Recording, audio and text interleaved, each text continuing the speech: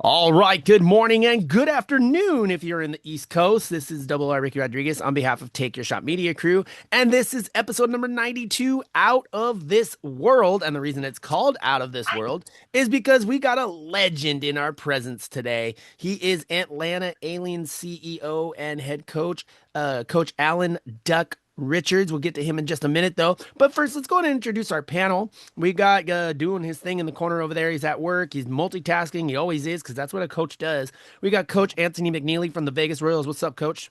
What's going on, brother? How we doing this morning, everybody? Mania weekend. That's all I got to say. It is Mania weekend. Hey man, Um, listen, dog. When this is over, I don't want to be bothered by nobody. exactly. Down in the middle is the cameraman with the plan. There's George Ochoa. George, welcome back, brother. Hey, how you doing? Sorry, I missed a few shows, guys, but you know what? I'm back.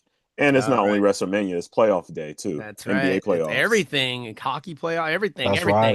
That's everything. right. And in the middle with that scary looking logo, but it's good because he does everything he says he does. This is the man, the myth, the legend, the stats man with the plan. That's Agent Drew Sanchez. What's up, Drew? Yeah, if you know stats, you know me, and I'm gonna throw it down, bro. WrestleMania style. That's right. Everybody's in WrestleMania mode right now. And now this is the part where I get to bring everybody down because I wouldn't be a journalist if I didn't mention the unfortunate passing of Angels legendary left fielder, Angels Hall of Famer, former analytic and former post-game announcer Garrett G.A. Anderson.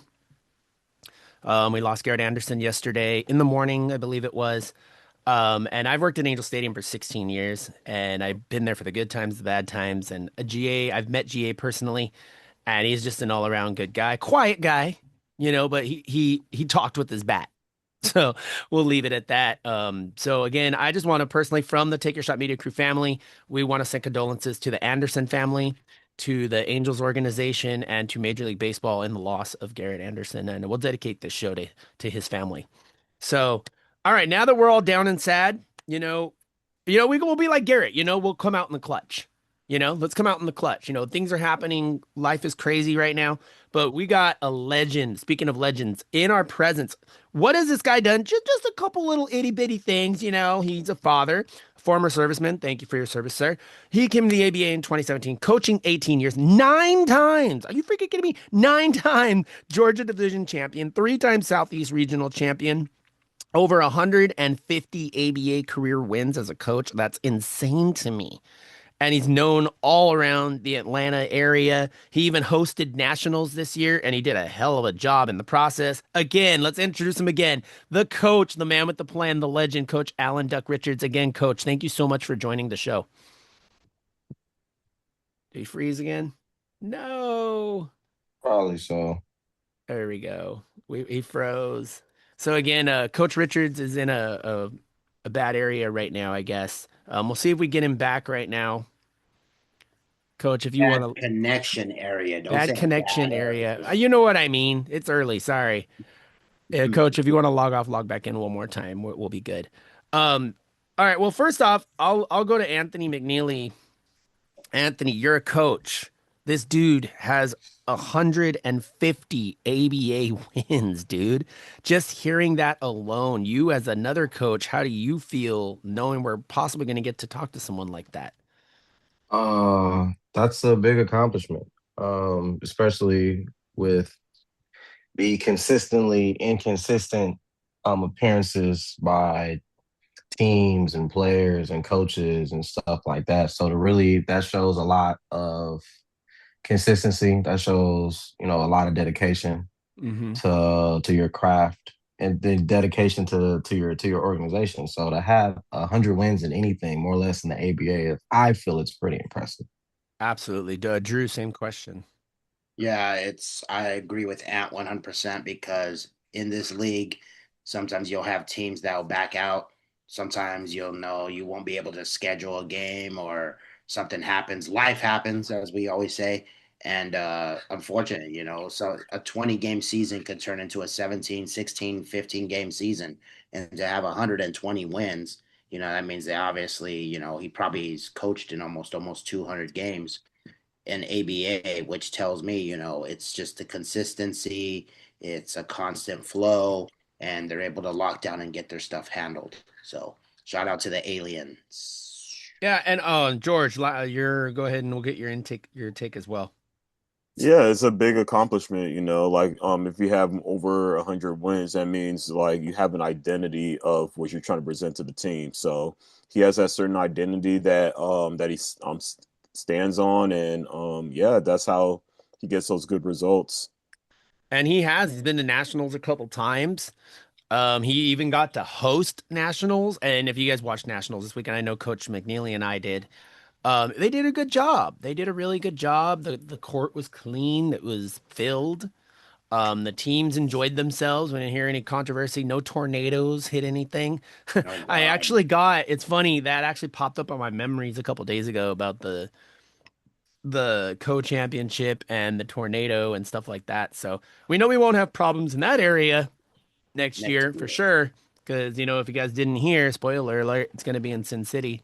So it's going to be really sick. And a shout out to look at that new logo of the Vegas Royals. Nice. Wow, is that next year's logo? That is next year's logo. Isn't Oh that sick? wow, yeah. That's You're gonna have absolutely to send me that awesome. logo, Ricky. Yeah, All right, exactly. we're All back. right, we got Coach back. All right, Coach, I'm gonna shut up right now and I'm just gonna let you do your thing. So Coach Duck Richards, what we do usually is we just ask for a little bit of background, some childhood background, maybe some basketball background, and then we bounce off of you and just have some fun. So again, y'all, this is Coach Duck Richards. Coach, can you? Okay, we see you. We good. We got movement. We're good. Yeah. Coach, you want to go ahead and give us just a little bit of background, and we'll go from there. Well, first of all, I want to say, I want to set the record straight. I did not host Atlanta. Uh, I, Damian Cannon, who is the ABA president. Oh, of course, yeah. Myself here being in Atlanta, yeah, myself being a part of Atlanta is primarily because my team is hosted here in Atlanta, Georgia. Just Okay. the Atlanta A's. And as a kid, man, I've been doing basketball all my life.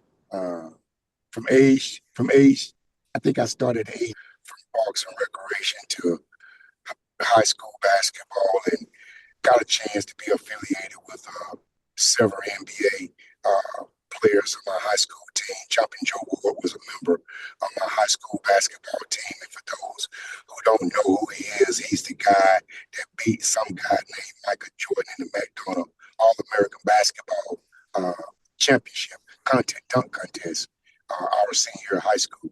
From there, he later on goes and plays at University of Georgia before being picked up by Phoenix Sun. So he and our teammates in high school. Uh, Another guy by the name of Michael Morgan, who played for New York Knicks. We were all teammates in high school. But subsequently, those guys continued their career playing with the United States Marine Corps, served for 24 years in the United States Marine Corps. Got a chance to play all Marine basketball. Got a chance to play on a high level through the Marine Corps, through the military. There's an armed forces team during the time frame I was there, and there's an admiral who was in the United States Navy at the time by the name of David Robinson. So got a chance to play at a high level. Guys helped got a chance to enhance my career as a basketball coach. Come home and joined the very first basketball program I became affiliated with was a team called the Atlanta Glory, which is a women's basketball program. And Atlanta Glory, being a women basketball program, was a program that was established uh, in the league, which was the ABL. Uh, that was long before the WNBA ever came around, and got a chance to have people like Teresa Edwards and Saudi Roundtree on the roster. So, just got a great chance of an introduction as a basketball coach. And all this came while in conjunction while I was working in the Marine Corps. I became an Atlanta police officer and maintained my position as a police officer for the last 30 years. Oh, wow. 30 years. Well, first off, unfortunately, guys, we are having some tech issues, but I'm going to do my best to keep Coach through here. because we really want to talk to him. First off, thank you for your service. We're all huge on servicemen here, so thank you so much for doing the sacrifice, you and your family, for everything you did for us. We appreciate you. And also, as a police officer, again, thank you for your service. We appreciate you so much for that. As a basketball fan, holy crap, you got to play with David Robinson. That's so freaking cool. Like David Robinson, again, NBA Hall of Famer, right, George? I The believe. Admiral The Yes, the Admiral. Yep. Admiral. The Yes, Admiral. I love it. He's one of my favorite players. top dropped 50, 71 top points in a 75, greatest game. player of all time. I love it. Hang on, we got everybody talking at once. But yeah, no, I agree. I love it. But coach, you said something about it kind of cut out towards the end. You said something about your first team was a female team that you got associated with. The very first team was called the Atlanta Glory. That's That was awesome. that was a women basketball team in the ABL. Okay. And the ABL had, I was an assistant coach, by the way. That was my first introduction as a coach, coaching professional basketball. The That's league only awesome. stayed stayed for about 3 years. It folded. Again, this was long before the WNBA. Mm-hmm. But those who don't know, Teresa Edward and Saudi Roundtree were both Olympic players. Teresa Edward from a town called Cairo, Georgia. Just down home guys here in Georgia, man, all Mm-hmm. came together and played with the girls basketball team here. It was a great introduction for me. Um, I was working as assistant coach while working as a police officer, so that gave me my first intro to the level of coaching on pro level. That's awesome. And I love the name. That sounds like something WNBA would totally adopt right now. I mean, they got Atlanta Dream. I mean, Glory's just as cool, you know? So I'm just gonna throw it out there before I Yes, sir. forget. You're talking about women's basketball, and of course, we just got the new CBA for the women in the WNBA. How do you feel about that? I think it's a great opportunity for those ladies to continue to enhance their career because the more opportunity they have, the better off things are. It's bad enough there's not enough leagues around for these ladies to play pro basketball. They don't have as many leagues as men do, but there's a lot of ladies out here who are still chasing that dream to get to the WNBA. I think it's a great start to put the CBA in for these ladies to play in. No, and they deserve it. Absolutely. I mean, the deals that these girls got, Asia Wilson got a huge deal. Are you kidding me right now? But they're all Five well deserved. million, 5 million. 5 million, exactly. She deserves every penny of it. But what George back-to-back Yes, championships in yes. Vegas, I believe. And I she just an believe all One of so, yeah. one of Chelsea. one of back to back. Yeah. Won three out of the last Yep. five. Yep. And Mhm. then Chelsea got a deal, and then and the Comets are coming back too next year, so that's going to be awesome. That's going to be awesome. Oh yeah, So from the Connecticut Sun. I'm looking forward to that. And they picked up some good ones in the draft. Oh my God, that draft was good. It was stacked this year. I thought it was stacked. So, okay, There's no one from so UCLA, bro. yeah, UCLA, a bunch of them. So, coach, I didn't hear much about actual childhood. Were you an only child? Were you multiple kids? We've had people who were only children. We had people who had like 18 siblings. So, where did you at in that area? I'm the youngest out of six. Okay. I'm the only kid. I'm the only child in my mom's family, first and foremost, out of the six kids that had the opportunity to play sports for one, Oh and wow. then had a chance to go to college too. So Okay. I'm that child who was that breaker Love and it. was able to set the different avenue. I can, you know So what? I can being see able that. to not on- not only to be the first to not because my mom and dad, those are two matriarchs who set the grounds and guidelines for us, man, and Hmm. they were the ones who instilled the things in us that whatever you do, do your best. Yeah, My mom only had a eighth grade education, and my dad had like a sixth grade education. okay. And so what I decided to do for myself was propelled it, and I began to motivate it and change it around and give it back to the kids.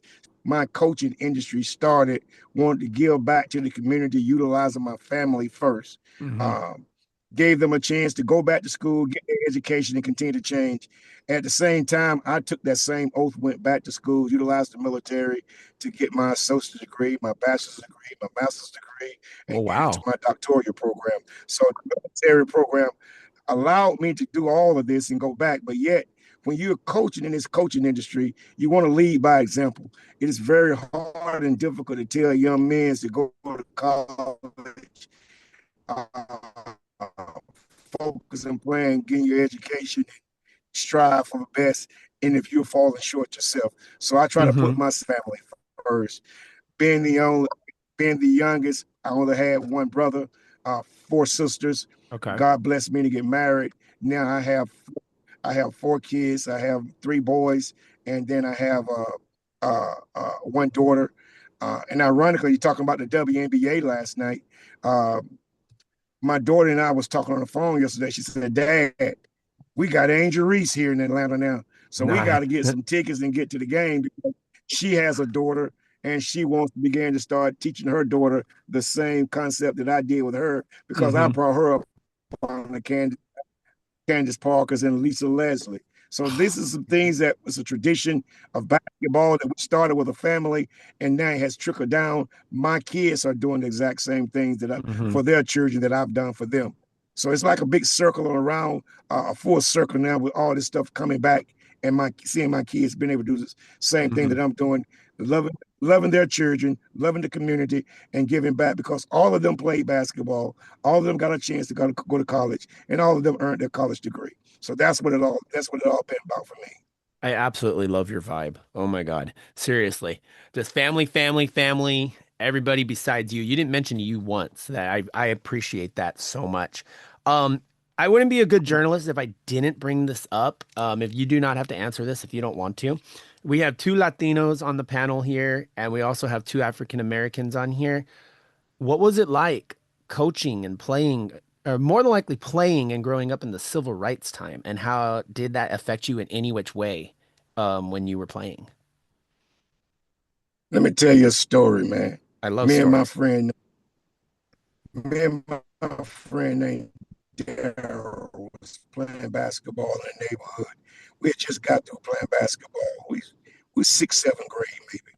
Okay. And as we was walking home, this white guy was in Pico. He's trying to kill us. So we began to Man. start running. We began to start running.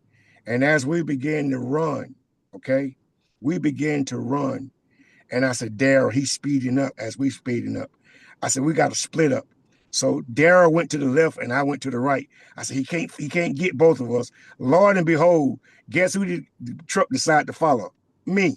Oh So now God. I'm running fast as I can, going between the tree lines and just running, panicking and afraid for my life. Okay. I jumped through some woods and some trees and goes through my back door. And my mom asked me, "What's wrong? What's going on?" I'm going, "Nothing." Now I'm lying to my mom because Hmm. I was petrified. Of All course. right. I'm a kid. I'm in the sixth, seventh grade. And I see this truck pulls in the front of our house. Oh my God. My eyes get big. And suddenly I hear this big knock. And the doors knock. And like, Mom, don't open the door. She's like, "Why not?" I said, "It's a white guy, and he's been following me and Dara. He's trying to kill us." And she was like, "Boy, please don't say that." I said, "Mom, please don't." So Mom, being this bold woman that she is, opens the door and say, "How can I help you?" And the gentleman said, "Hey, did a little boy just run in the house?" And my mom like, "Yes, that's my son. Did he do anything wrong?" And the young man said, "My name is Sid Jane Beelan." He said, "I have a basketball team Shut up. over in the north side of town." And then he says, "The kid's pretty good. Is he in high school?" My mom said, "No, he just in the sixth, seventh grade." And the guy like, "No way."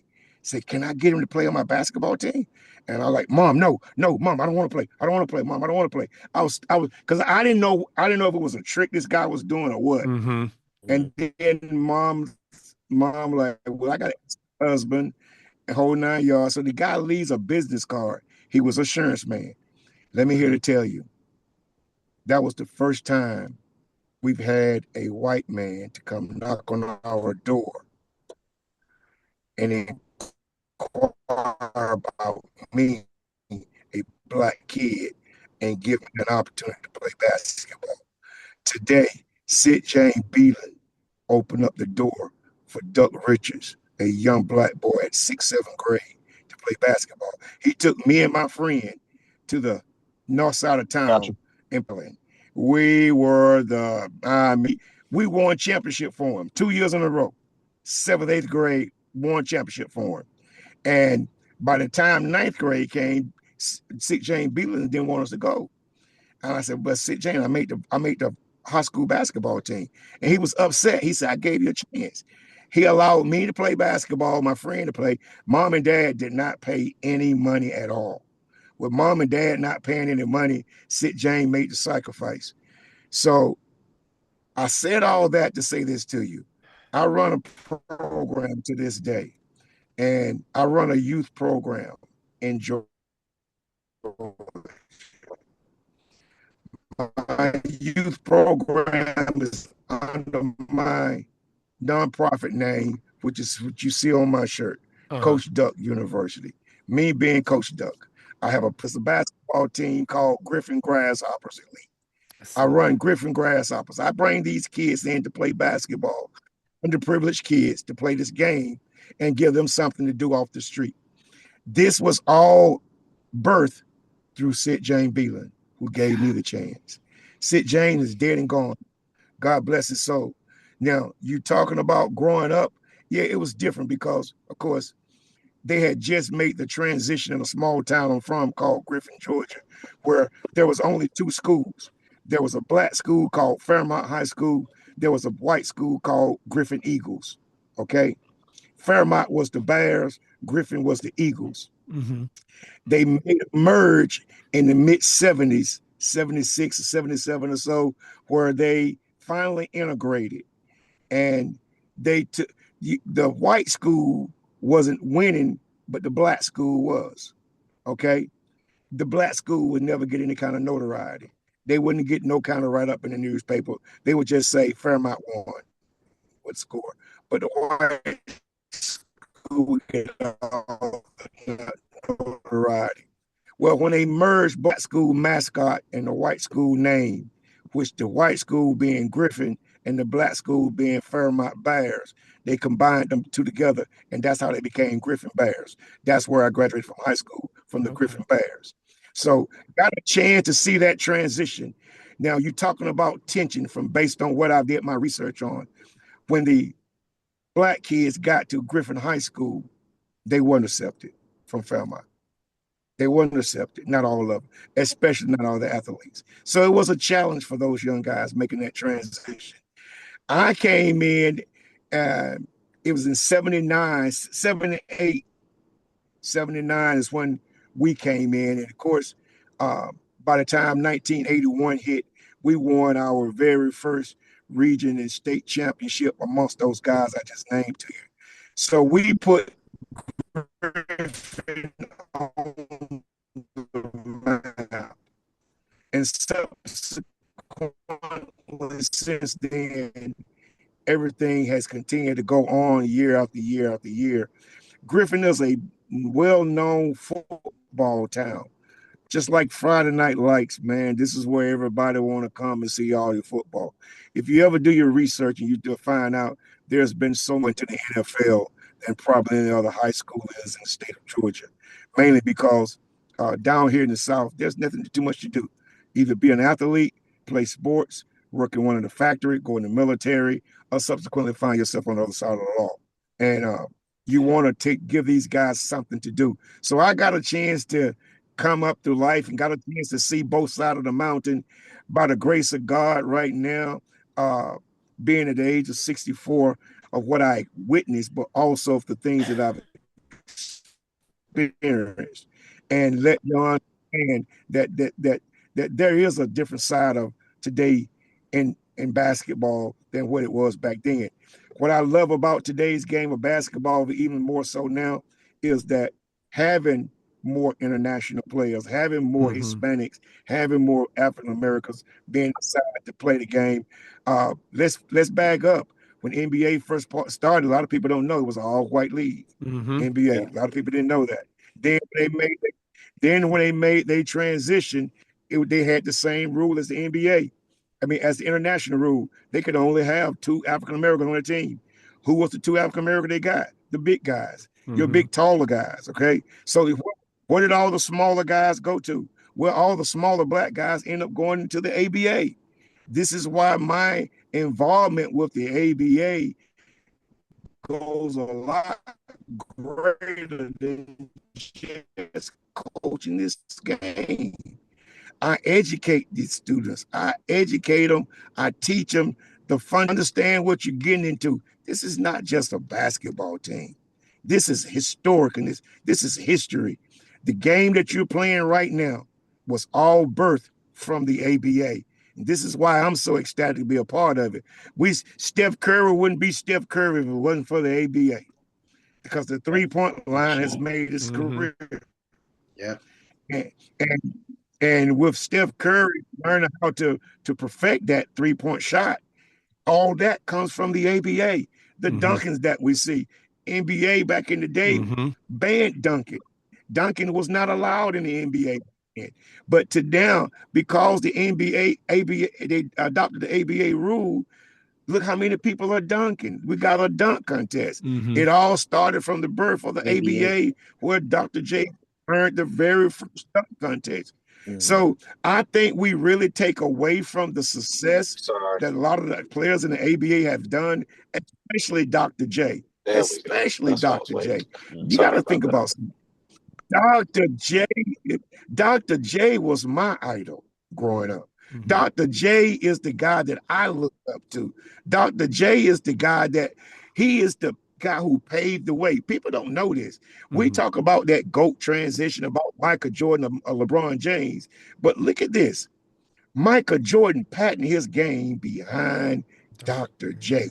He studied Dr. J. Dr. J was the one who first glided from the free throw line.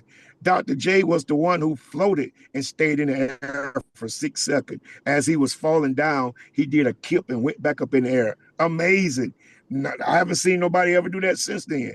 And you got people like him who aren't really being respected in the NBA, won 2 ABA championships, only one in 1983 with Philadelphia 76ers, give him a total of 3 ABA and NBA championships, but they don't recognize the ABA achievement that he did. I personally have a problem with it, but my prayer is hopefully the NBA will subsequently do what the Major League Baseball did with the Negro Baseball League, allow those rules and stats to subsequently be approved and accepted in the NBA, and you will see a change in the whole dynamic statistically wise from a lot of the success of the guys that played back in the day. Look what Earl the Pearl Monroe did. Whoever averaged 40 points a game? Earl the Pearl Monroe. I mean, we're talking about Black Jesus. Guys that did some things. These are the people that I watch on television. So I don't get into none of the GOAT transitioning and laws, because today's game, kids' mindset, their mind and my mind are on 2 different levels. They're going according to what they see now. And I go according to what I witnessed and what I saw being created and why the league is where it is today.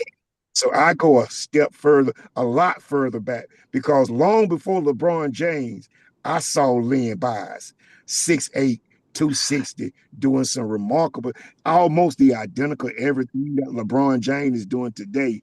But so my mindset and my history in that game of basketball goes a whole lot further than what today's kids could ever see. So this is why I take players who come on my team and I educate them, I teach them, I let them see the history of this game. And from that, they have a better level of understanding and they respect the game a little bit more, because let the truth be told, a lot of the game history is being disrespected.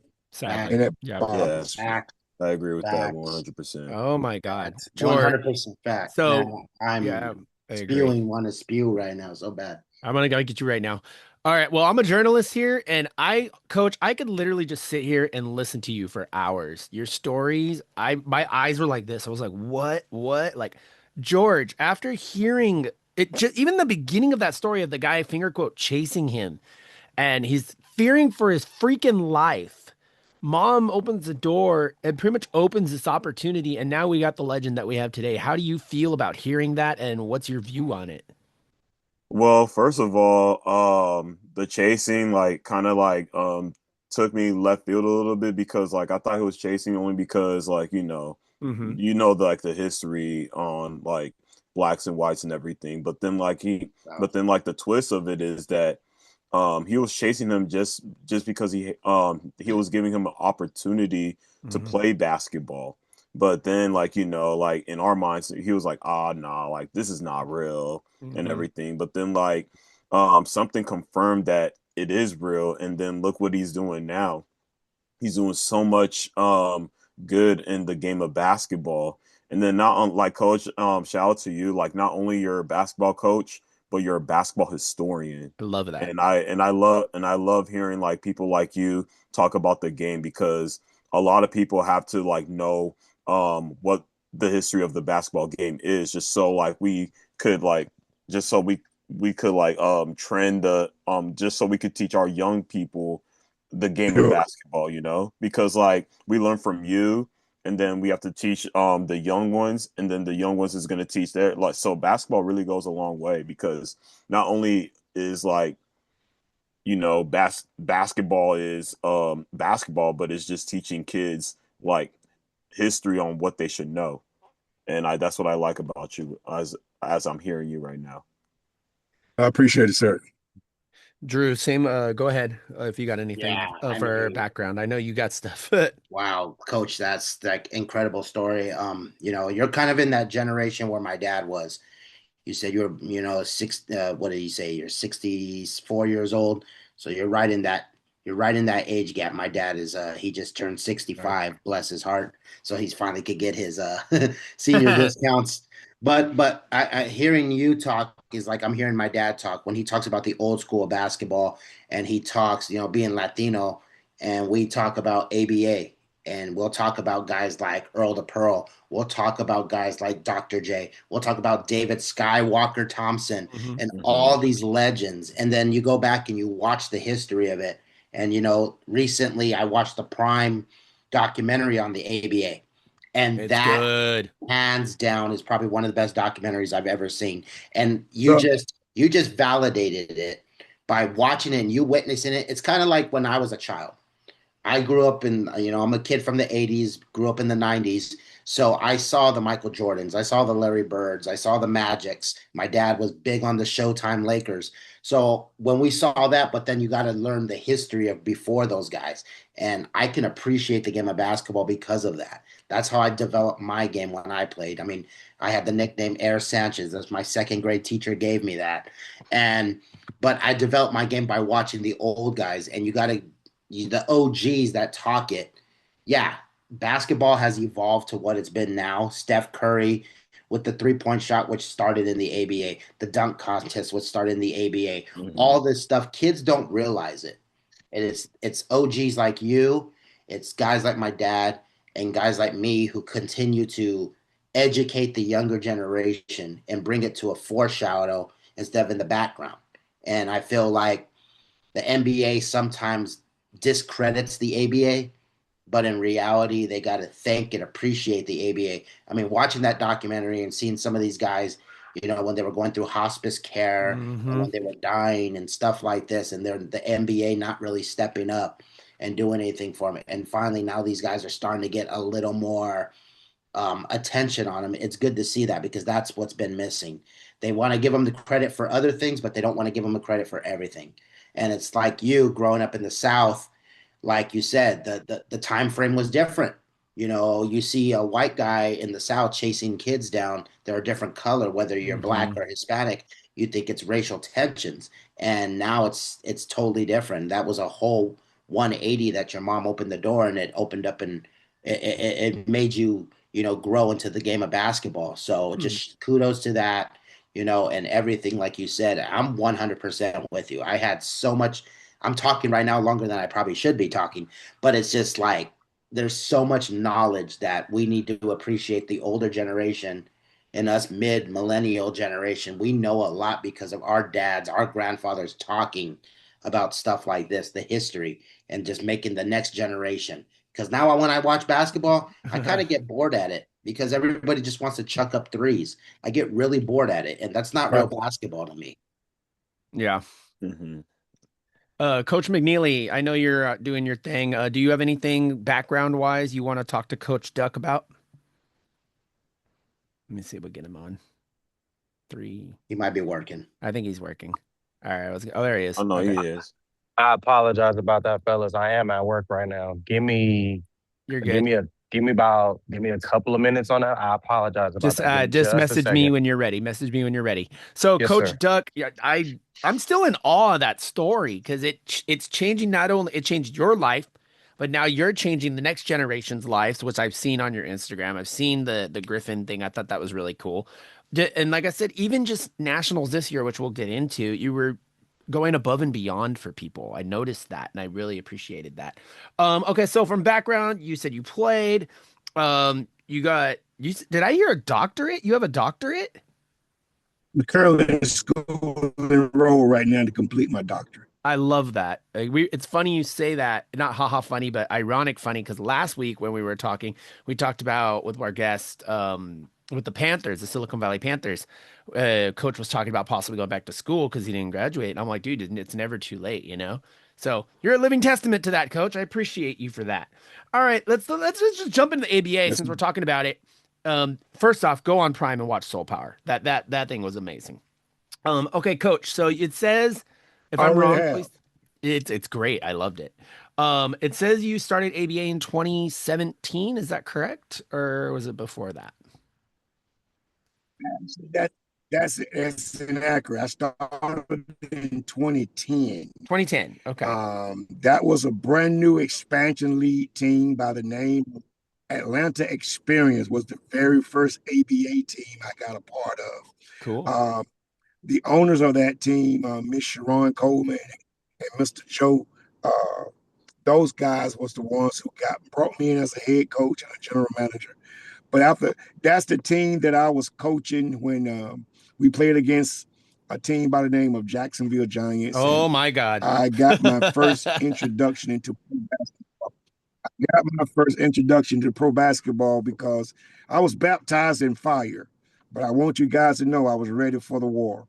I purposely played against 6 of the top 10 teams in the ABA. Mm-hmm. Correction, 6 of the top 25 teams in the ABA. 3 of those teams was in the top 10. And here's where Duck Richards got his identity from. We played against the number 9 team, which was the Columbus team, and beat them. We played against the number 5 team, which was the Athens Razor, my good friend, Mr. Garrett, Donnell Garrett. And then we played against the Jacksonville Giant, the number 1 team, all as an expansion league team. I think they had Krishna Lakener on the roster, and they was 29 games in, and they had already prematurely made an announcement, we're going to be 30-0 because we got a budget. Should be a no-brainer. And they messed around and brought a subpar team to Atlanta, an Atlanta Atlanta Experience. Subsequently ended up beating them by 20 points. And it stopped that winning streak, okay? And that's when the question was asked, who the hell is Duck Richards? Who is the Atlanta Experience? What is he bringing to the table? And not only did we have a good group of basketball players, but I had some competitive players that was ready to play this game and was ready to compete. And they was ready for war. I took a combination of what I learned from the military, from a combatant field, from what I've learned historically and as a basketball player, and combined all that with a lot of the pain and suffering that I've experienced growing up in life, and I add that to be a part of what Nola Richardson called 40 minutes of hell in my day-to-day practices, and my players buy into it. And with them buying into it, we were 10-0 as an expansion league team until I played against Jacksonville Giant for a second time in Jacksonville, and they was No, No. we lost him. Mhm. He'll be back. All right, you're in and out, Coach. You're in and out. So, while Coach gets logged back in, Coach, if you Coach, go ahead and log back out and log back in. You're breaking up again, you guys. Wow. If you guys don't know, the Jacksonville Giants were literally that. They were the Giants of the ABA, and then for him to be an expansion team, and then just come out and fight all the big guys, that's crazy to me, Drew. That's nuts. Yeah, the Giants were literally they were the pretty much the like the Silicon Valley Panthers or the Of Chicago the West, Fury yeah. that of those days. They were Mhm. literally like the standard, like like the stacked Yankees of the late 90s, 90s. Yep. or you want to say a dynasty, like if you want to go basketball dynasties, you could say the Celtics of the 60s or the Lakers of the 80s or something. Hmm. They were literally that blue chip high caliber team that was literally always in the finals. They were Hmm. literally there. It was like, oh, guess who's going to be there again? Jacksonville. Guess They were who's going there to be to there? 27 years in a row or 21 years in a row, something like that. Something crazy nonsense about it. It was just insane. Yeah.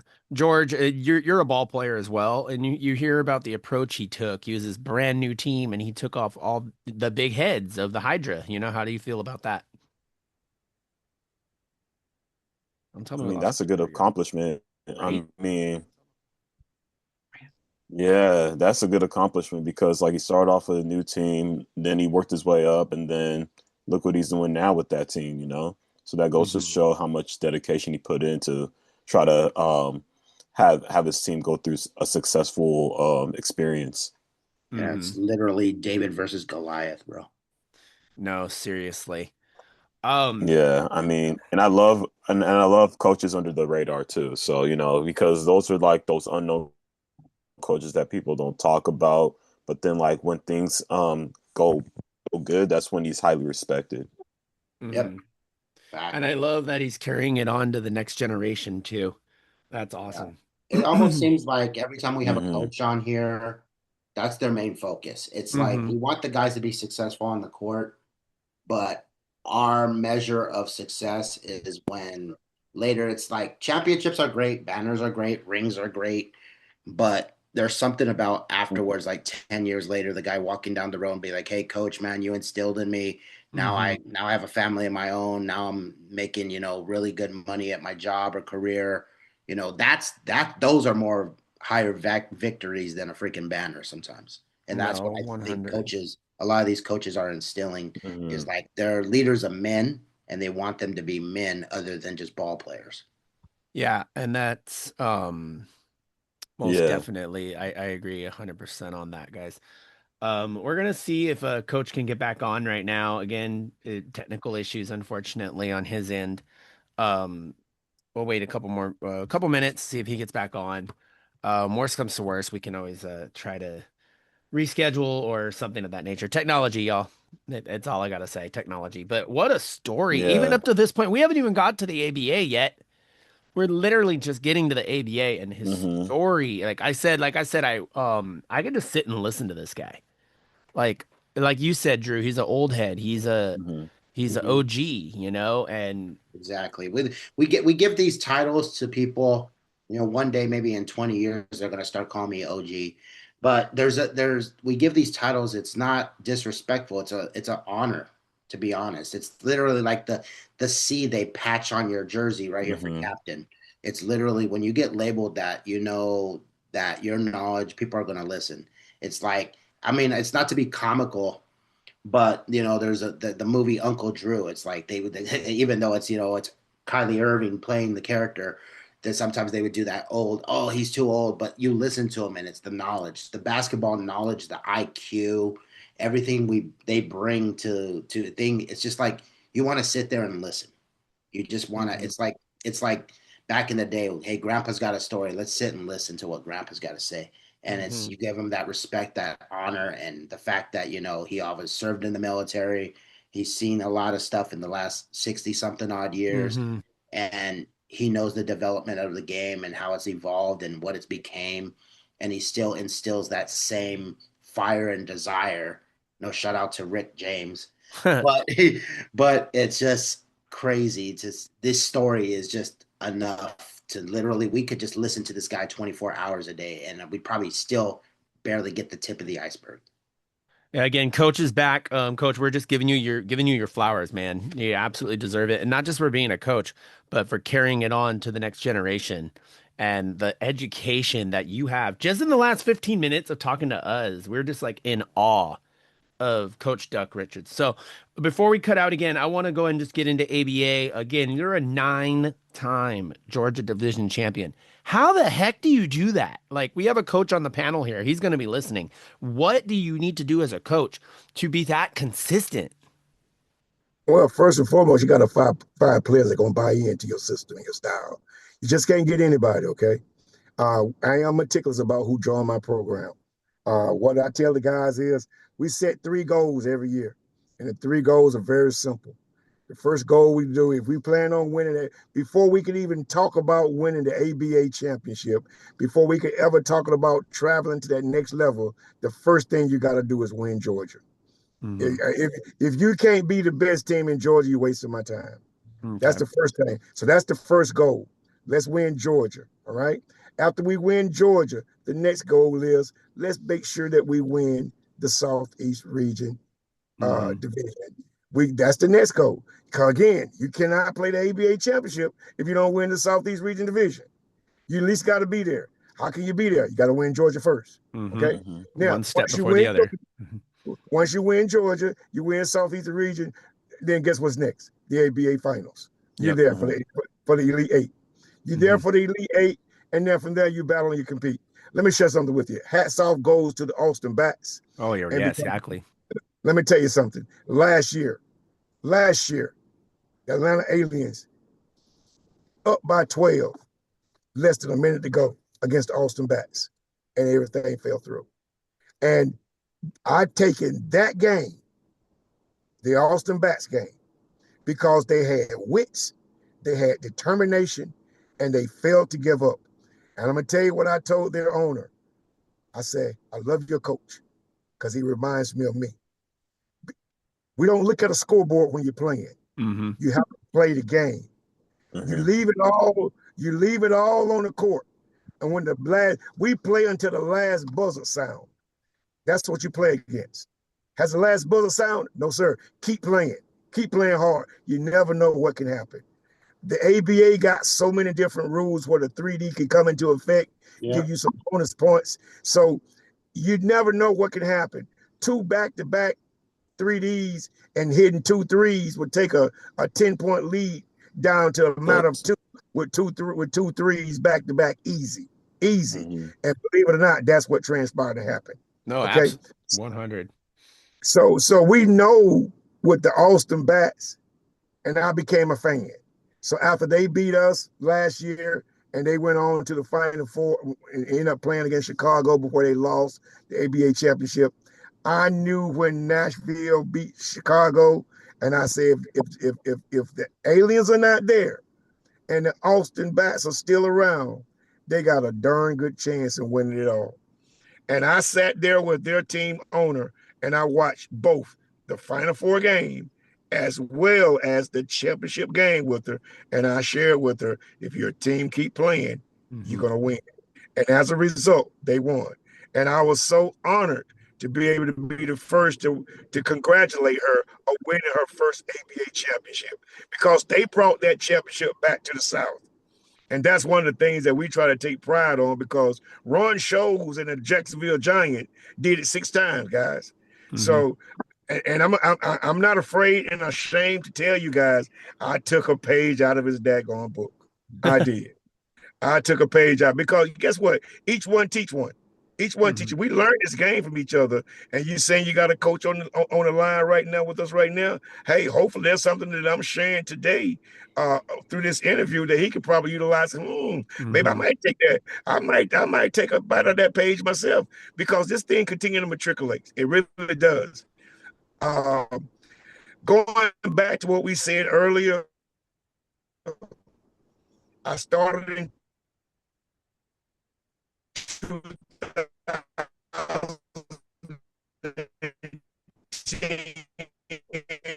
Oh, he's cutting out. Yeah, you're cutting out, coach. You're cutting out really bad. Yeah. It's all right. I'm talking to him right now. Again, guys, we're having some technical issues right now on Coach Richard's end, unfortunately. Nothing against him. It's just technical That issues. team folded. It was picked up by Adrian Pro. Yeah, Coach, unfortunately, we who was can't the hear you. You're original cutting owner out of pretty the Atlanta bad. Aliens. Adrian Provost, it was a music about now. Yeah, Coach, you're coming in a little clearer now, but I lost it. yeah, we lost you that last couple minutes, but we did just hear that last part. Yeah. What about now? How about the guy? How You about sound you a guys little clearer now, yeah. So, not trying to cut you off. Is this technology is not being our friend today. So, No, it isn't. I do have a real quick question before we cut out again. And I agree with what you said, 100%. You got to win first step to get to the next step. But with that said, I do have a question I had prepared. How do you feel, you being an OG, the fact that we didn't do the Elite Eight this year and we went to Final Four? Do you like it? Do you dislike it? Do you feel we should be sending more teams, especially since it was at your place this year? Like, how do you feel about that? That it's only Final Four now. I think we should go back to the Elite Eight. I like that. I agree. That's the tradition. That's what's been all this time. I don't get me wrong. It was a good experiment to try to Final Four, but the Elite Eight was better. Mm-hmm. It's a whole lot better. You can get a whole weekend out of it, and then you could tell your grandkids later on, "Hey, I made it to nationals as an Elite Eight," you know. And with that, if that's the case, you know, we here in the West, we used to have North champion and South champion. The Suns would have been in. Suns would have been in. The Panthers would have been in. You know, Buffalo on the East, they was Northeast and whatever, like an Atlantic division or whatever it is. They need to go back to the. I agree. We need to go back to Elite Eight. 100%. This whole panel agrees with you on that one. Yes, sir. So, okay. So you answered a bunch of questions that I had ready to go. So when you won your first regional championship, how did that feel? You know, you talk about going from one step to the other. You win your first regional championship. What did you tell your boys? Do you remember? We still have work to do. Still got work to do. I like that. There was no time to celebrate. Embrace the moment, celebrate the game. But tomorrow, right back to square root one again because we haven't accomplished our goal yet. I love that. You have a couple quotes that I have. I'm going to say them now before I lose them. And you just solidified them. Your first one is, I don't play guys because I like them. I play guys because they produce. And then you had another one that was, opportunities come to those who are willing to be taught. And we have so many players that in my 6 years that I've seen, some people just don't want to be taught. They just want to hoop and they want their minutes. They don't listen to the coach, or they think they're more above the coach, or they're this big YouTube superstars, or whatever it is. It's like you're learning from one of the smartest OGs ever. Shut up and listen. Like, seriously, you might learn something. I don't want those players who don't want to listen. I love that. We need that approach in more teams. We need that in more teams need that approach. Because especially out here in the West, with the exception of a few, that's sadly how it is. And then when go ahead. Go ahead. I apologize because I am still technically at work, so I want to. Don't but get I in didn't trouble. I didn't want to miss out on my obligation to talk to you, boss man. But I do want to touch bases. I actually had a chance to listen to a lot of what's been said, and you are, my friend, and a walk-in history book when it comes to this game, your experiences and stuff. And I just appreciate the stories, and I appreciate listening to you. You have a different outlook on the game and life that's not really talked about and not really appreciated, I would say. I hate to play the race card, but from an African American standpoint, it needs to be talked about a lot more. And I appreciate you for using this platform with us to share a little bit of your story, to share a little bit of your philosophies and your outcomes, and especially during a time where segregation in Atlanta, Georgia was hot. Martin Luther King and the civil rights, like right in the middle of the civil rights movement and everything. Although at that time, it's funny you said you were being chased, and that person ended up wanting you to play for him. It's crazy. You know, it's those actions are you were not born with. Those actions you were taught over time. And that's not the reflection of the person who's doing it, but it's for the predecessor, right?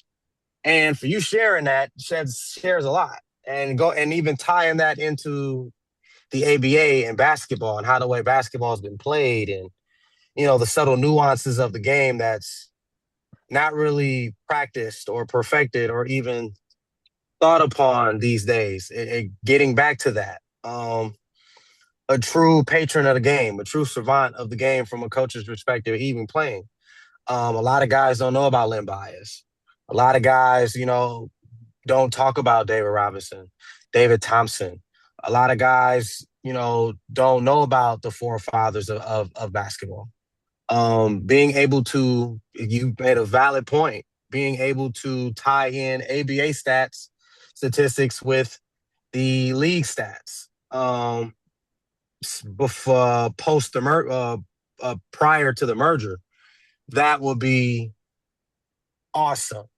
Because you also have to remember, like you said in the beginning, the NBA was a predominantly white league, and you know because of a lot of the fights back then and stuff. I wouldn't necessarily say it was blackballed. It was another word that it was used. But it wasn't. It was to where you weren't able to watch the game live. Like you would catch it pre-recorded. It was black something. Yeah. There's something around that time, something around those words. But to tying all of that in, man, you're tying in history and being able to. That's another thing too that I appreciate that you do is that you teach the game. You teach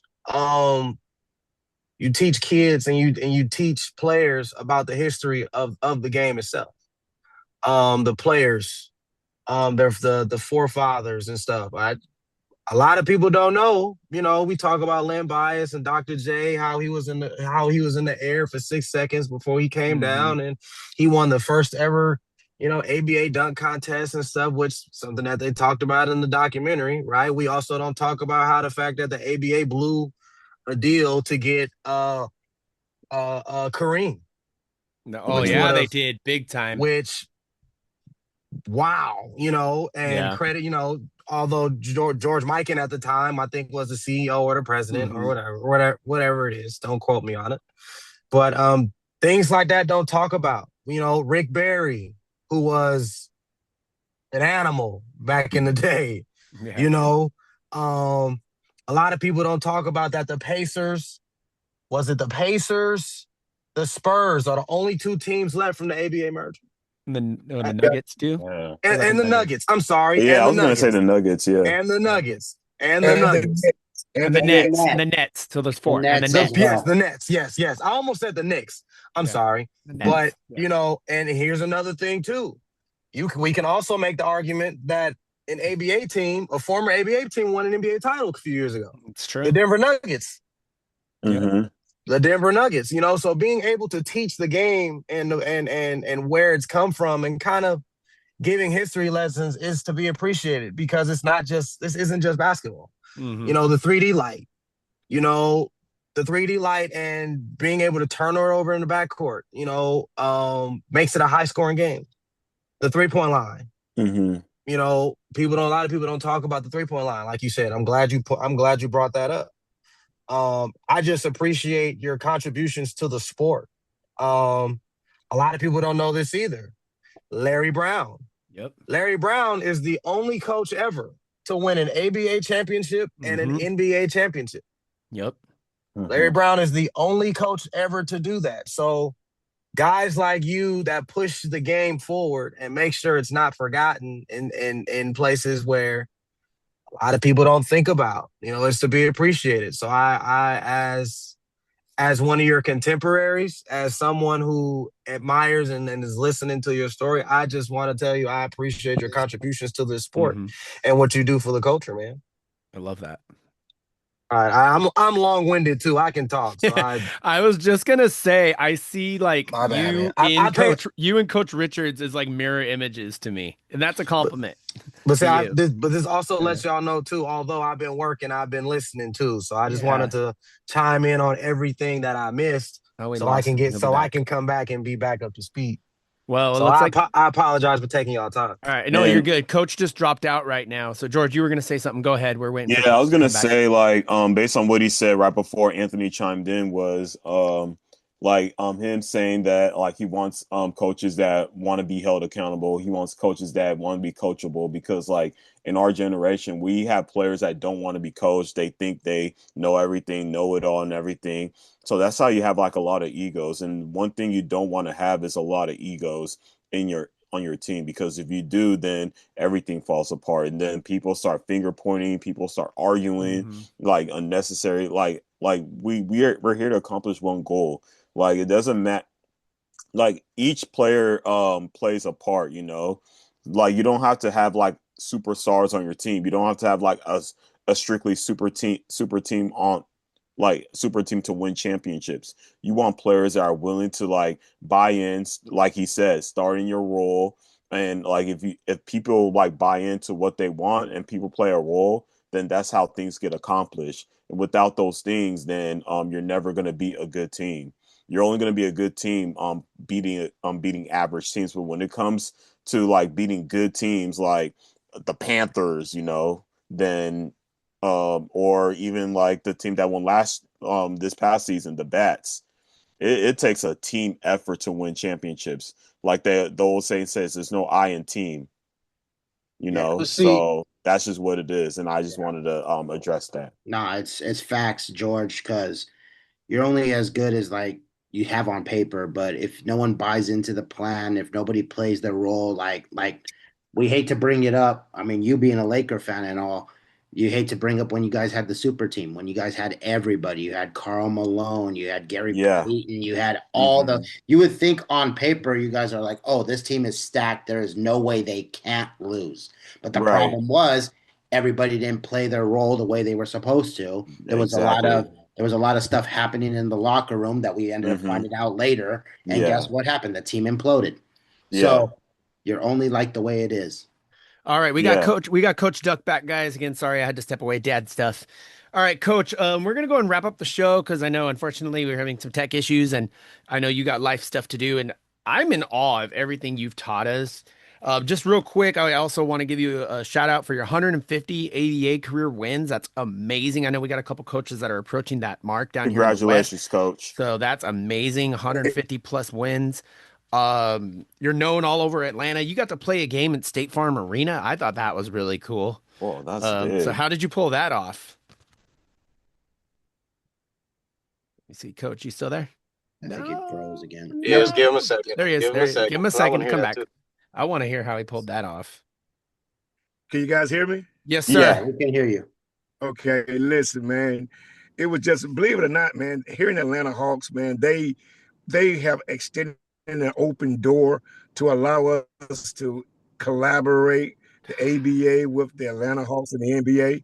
Uh-huh. And man, it's just a matter of just going out to them and asking them, man. And we've been there for the last 8 years. We played at State Farms Arena.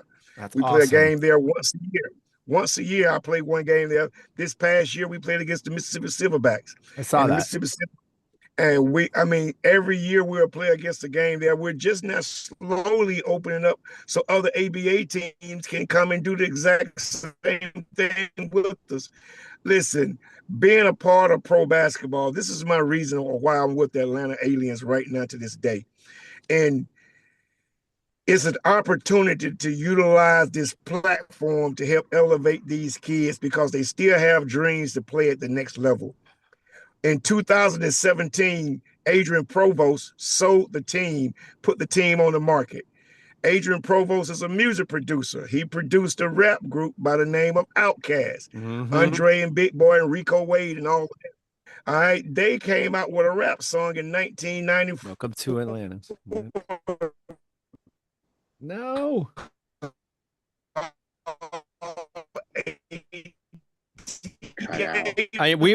We're losing Coach again. Coach, we're losing you. Right.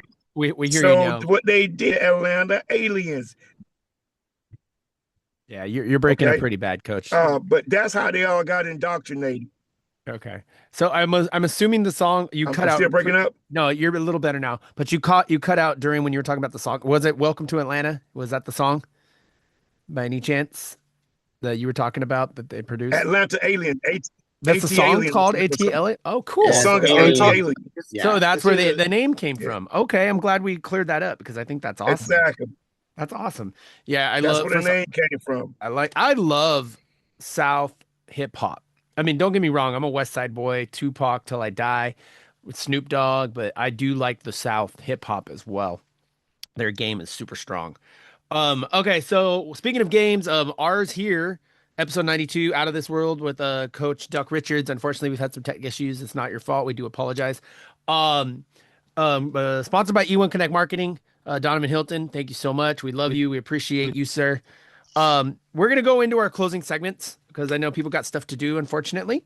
So we have a couple little closing segments, Coach, and hopefully you're still there. You still there, Coach? Coach? Yep. All right, he's still there. Okay. You're cutting out though. Yeah. Connection. No, we got nothing, Coach. We lost you. You're still breaking up pretty bad. So I'll make a promise to everybody here on this episode. I'm gonna reach out to Coach Duck this week, and maybe if I can get a one-on-one with him, we'll get like a little 30-minute one-on-one. And we can go over a couple of these things if possible. If not, things happen, technology happens, unfortunately. I would like to do this closing if we can. If not, not a huge deal. Okay, we got movement, Coach. Can you What hear me? about now? That's a lot better. Okay, so I'm just gonna go Yes, right sir. into the segment. I know technology sucks sometimes. What can you do? All right, Drew, off the hoof, the business segment. Go for it.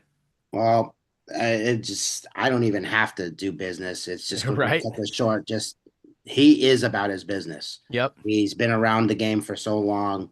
He's pretty much like it's an encyclopedia of basketball. I'm in awe because it's just when I hear the stories, I just think of my dad talking to me, my dad and me still chop it up about sports. And it's just that mentality that we get. And just kudos to you, coach. 150 wins, great. Been around the game for 50 plus years. It's just there's more to the story than we get. We barely scratched the surface, Yep. fortunately, with technology. But, just shout out to you guys doing it big over there in Atlanta. You're doing it. You're great for the community and everything else. And you're just about your game and about your business. And no point intended, but you're out of this world, literally. I love well played, Yeah, sir. Appreciate literally. it, Well sir. played. Well played. Coach McNeely, you don't have a segment. We need to get you one. You're a coach. How about a coach related question? Um, that's crazy because I was not even prepared for that. I don't care. That makes it fun. But it's well, I asked this question before, and everybody, I love people's answers, but in your 10 years coaching and at any level, what made you decide that, you know what, I want to coach basketball? That's a great question. It's not about what made me want to coach basketball. I had a purpose that I wanted to give back because I saw what this opportunity did for me. Think about it, guys. As I was running from that car, from that truck, in my mind, I'm thinking I'm the next Emmett Till. Okay, so a millicues of so many different things went through my body, but for it to turn out to be something positive, it did something to me. Okay, so after playing the game for so long, don't had 3 and 4, 5 knee surgeries and total knee replacement and can't play the game no whatsoever. But I still can think this game. And because I can still think this game, I'm able to pass this knowledge down. So the part for me was giving back to the community. Let somebody else do what I experience. Plant seeds in these guys because these kids are the future for tomorrow. Okay. I'm planting the knowledge, the history and everything that I know.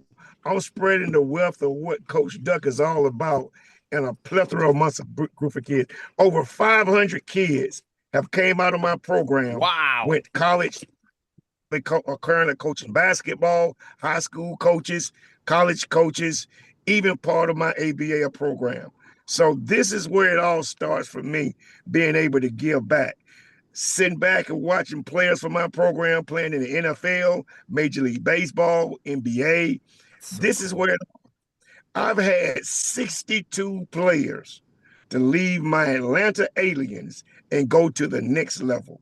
62, either overseas, 12 went to NBA G League, couple of went overseas to Canada, and even some to the NBA. It doesn't stop with just the community. It goes on even further. 2017, my wife and I bought the team from Adrian Provost, and we became the official owners in 2017. So that's what the clarification comes in at. Prior to that, we were not owners. I was just a GM. Okay. 2017, we became sole proprietor owners of everything. And in 2018, 19 was when we started. I took everything that Adrian was doing. It was no disrespect, and I added my own flaw, and I changed some things and added some things, and I brought in a couple of rappers, and to start doing my entertainment. And I got Georgia Tech and Georgia State and all the local HBCUs in Atlanta to buy in to give me your players, utilize Atlanta as a platform to help elevate, and I can sure they'll get a chance to play basketball at the next level. And that's what's been the trick. That's been the success. We look for certain key to success of answering his question. That's what motivated me. I wanted to give back. I wanted to make a difference. And we're still doing it today. Wow. I asked you that question earlier. Why are you doing what you're doing? Same kind of like Coach McNeely said, but just in a different way. And now I see it.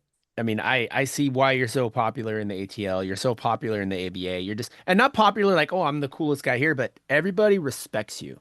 Everybody appreciates you. Everybody looks up to you.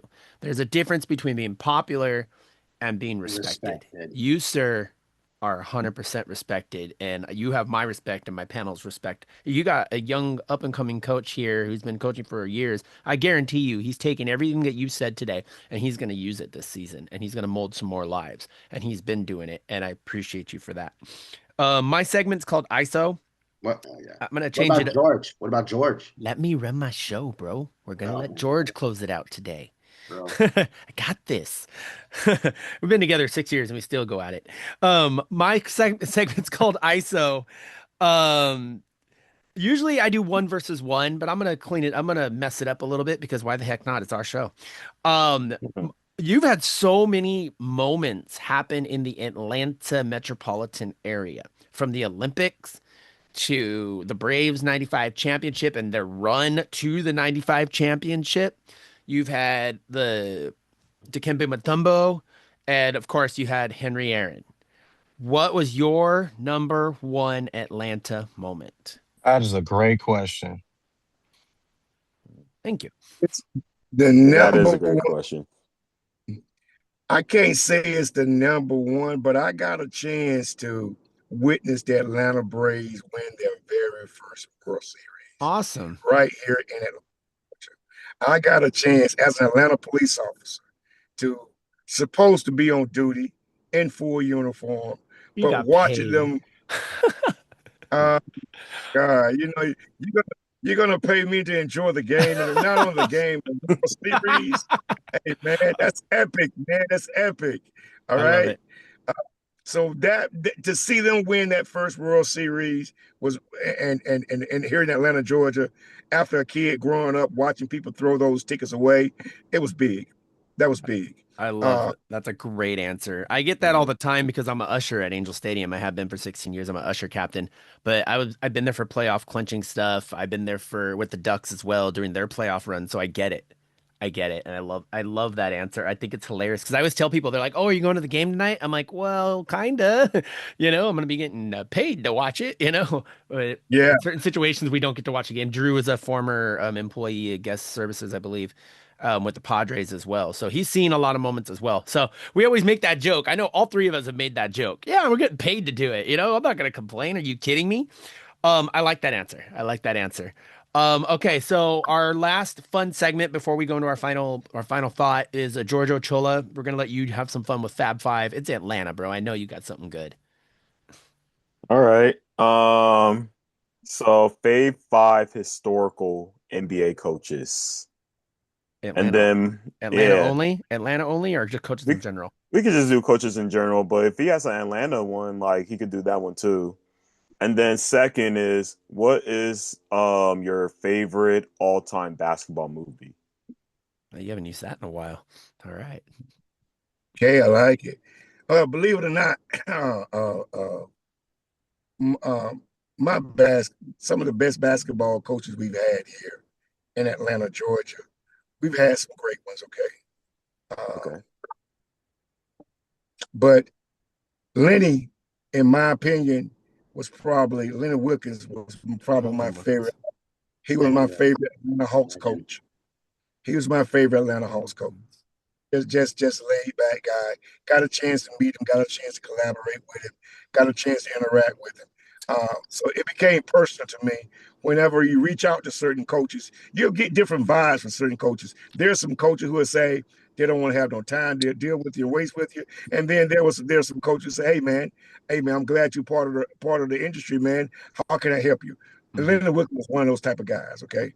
Um, Hubert Bryan wasn't a bad coach. Hubert Bryan was a good coach. I give him his respect. I Shout out to believe it or Hubert not, Brown. I like Larry Drew when Larry Drew was here in Atlanta. Oh yeah, when he comes to Hawks, Joe Johnson, I Yeah, believe yeah, Josh Smith was on that team. Yep. yeah. You can't take away from him. Okay, that was a great group of guys to have. But our current coach right now, you can't take away from him. Okay, he has did something that a lot of people did not see after the trading of Trey uh, Young. Trey Trade for Young. Luca. Coach Schneider is my man right now. Okay, Schneider is doing some magnificent things here in Atlanta, Georgia. Hmm. Uh, we ain't playing the play-in game. We're the 6th seed team getting ready to play. And when I say this, I say we because we're Atlanta. Ain't no Mhm. separation of division. Is that hey they the ABA, we're ABA, they NBA. Nah, man, we support each other. I Mhm. support Atlanta Dream. I support Atlanta Falcons. I support Atlanta Braves. I support Atlanta United. Atlanta is Atlanta, man. Mhm. Represent Atlanta. I'm there to support you. And Mhm. I solicit these guys to do the same for my Atlanta aliens. And that's what has established us here as a great culture in Atlanta, Georgia. And what was Mhm. that second question that you asked? Your all-time favorite basketball movie? My all-time favorite basketball movie, man, is Hoosier, man. Mhm. The Mm. run the white picket fence, man. Run it, run it. And I'm gonna No. tell you why Hoosier is one of my all-time favorite movies. I can relate. I can relate. Okay, Hmm. I can relate in more ways better than one, but Mhm. that's one of the greatest movies that I enjoy watching myself personally. Love it. Good, good, Yeah. good Yeah. questions there, George. Again, you guys are watching episode number 92 of Double Dribble. It's called Out of This World with Coach Duck Richards of the Atlanta Aliens and just Atlanta in general. A-Town down this entire show. I absolutely love it. That's a shout out to WWE right there, WrestleMania weekend, Austin in the Theory. Ricky, let's Anyway, plan a trip A-Town to down. Atlanta. I'm down. We could have gone this year, but Al didn't want to pay for our ticket. It's funny, Coach, because we interviewed Al months ago, and he's like, "Oh, are you guys going to nationals?" I'm like, "Oh, are you going to pay for our ticket? Because we'll go if you do." Hmm. We could I have would been love right to there see with what Atlanta looks Minotaur like down Media. there. I've never been to Atlanta. I've been there. I've Neither been to the have I. airport, and that's it. I've never been to the actual city. I would be very excited to go. Hey, listen, if you guys ever come to Atlanta, connect with me. Oh, it's I happening. treat you. Let me tell you Uh, something. Let me tell you what we go did ahead, this Gus. year. The ABA championship came to Atlanta. We had 20 seats for for the owners of the ABA to go to the Atlanta Hawks game when they played against the who they played against on that Friday night on April I the 10th. saw that. I respect that. Hmm. Now listen, owners got a chance to go for absolutely free. Compliments of Atlanta Hawks. That's Because we got a awesome. chance to go interact, embrace as a group of owners, play the game, interact with the game, but more importantly, affiliate ourselves with an organization which is Atlanta Hawks. Our players are playing, trying to get to that level. Mm-hmm. Why not be a part of that? So it was great. So when you guys come to Atlanta, I promise you, I will roll out the red carpet to you.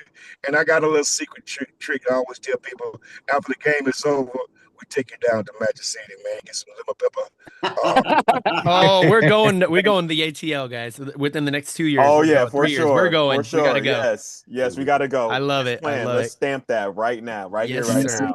Yes, Yes, sir. sir. And when you come to But Vegas next year, when you come to Vegas next year, Coach he's got some connections as well. So we'll have some Yeah, fun out there.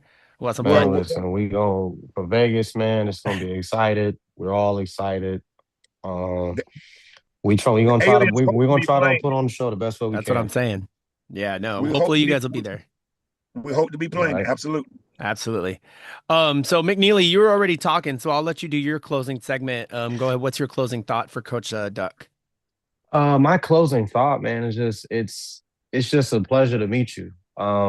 Everybody, like I said, going back to what I said earlier, everybody has a different insight on basketball, and yours was more about basketball. It was more than just basketball. It was life. It was life or death moments. It was teachable moments, and and the thing is, even after all of these years, you still get excited talking about it, and you still have that fire. You still can get, you can still like got the mentality. I can get out there, still put some shorts on. So I appreciate you, man. Yeah. This game is going to continue to evolve, and the fact that you continue to evolve with it, and being able to still give tough love and still be encouraging and still coach and still create create a viable market within the Atlanta Aliens for the culture of Atlanta. It's awesome to see, because you also have to understand too. It's so many things to do, and it's so many things to do in prominent places like Atlanta, Georgia, and Vegas, and Los Angeles, and New York, and wherever. But people still make time to still view your product, and that's a combination of what you put in, what comes out, and how you guys manage manage you guys' ownership and stuff. Man, I appreciate it. Yes, sir. George? yeah, just what Anthony McNeely said. Yeah, man, it's a pleasure meeting you, first of all. Second of all, inspiring like the young people to try to like think not only like basketball, but just preparing them through life on how to become great men, how to become great people. And that's what I like about you. And then you know how to put the pieces to the puzzle on creating a great team and possibly a championship team. So shout out to you. I appreciate it, sir. Thank you. Agent Drew. Yeah, it's just cementing and pretty much putting that green stamp on everything, validating everything that was said here has just been proof positive. I mean, we've been absorbing everything like a sponge. This show, regardless of the technical issues, has been probably one of the most educated ones we've had. Just the history of everything, like you said, from the time of running, don't want it to be in the next Emmett Till and anything else and all this other stuff that you've went through and just the journey. It tells you that you go through the battles, you go through the struggles, you go through the fights, but at the end of the day, if you're still standing tall, no one can knock you down. And you're just a credit to that. Kudos to you. Shout out again to the military. Shout out to everything you've done, Coach Duck. It's just show. You're not ducking and dodging. They literally There it had to is. go. It took the They whole had to show. literally. It took the whole show, but there's It took the whole show, but I had to throw it out there, dad joke. But it's just, it's a cement and a legacy that you're going to leave behind to these young gentlemen out there, whether it's in Atlanta or anywhere nationwide, that they can put their mind to everything other than basketball and just trying to get them up to that next level. You're a leader among men. I appreciate it, sir. 100. And then again, coach, you already know how I feel about you. We've been talking all week. I respect the hell out of you. You're like we said, you're an old head, you're an OG, and I mean that in the most respectful way possible. I know other owners that talk about you. When they heard that you were coming on the show, they were like, dude, you're gonna have such a good time. You're gonna learn so much. This guy is so awesome and he's so good to everybody. And he's changed so many lives. I'm like, dude, I can't wait, you know? So you have solidified everything that I have been told over the last couple of years about you. And again, I've been following you for a couple of years now. I know that sounds creepy, sorry, but we've been following the team, the Atlanta Aliens, the Atlanta Invaders. I've been following you guys. I rooted for you guys a couple of years ago. You know, it's I really like the way you do your thing out there in the ATL, and I respect you 100,000%. But again, my panel hates this, so I'm going to do it. I'm a journalist. I have to have a closing question. It's actually a Yes, two-parter. sir. You said you came into the ATL, you came into the Aliens, you took over the Atlanta Aliens in 2017, and you made some changes and accepted some changes and accepted some things. My question to you is being as smart as you are and having all the knowledge that you do, if you took over the ABA today, what changes would you make and why? And same question if you took over the NBA, what changes would you make and why? Oh, I'd love to hear this one. Well, the changes I will make in the ABA, first and foremost, I would take the league itself and I would divide it into an A league and a B league. An Cool. A league being your most competitive teams, Mm-hmm. and your B league would be your not so competitive team. What that would do, that would make everybody in each league play against some worthy competitive games, Mm-hmm. and it would also eliminate a lot of those teams who don't have a chance in hell of making Mm-hmm. an ABA championship. It eliminate them automatically out of the way. All right. We're talking about you're playing against teams that were undefeated the whole entire season. Mm-hmm. So I think there's a place for them. Just put them in a league by themselves, a B league and a C league, and a B league and an A league. That's what I would do for the ABA. Cool. In addition, I will also tell my expansion league teams that all of my expansion league team will have to come in and play minimum games, but won't play a full schedule.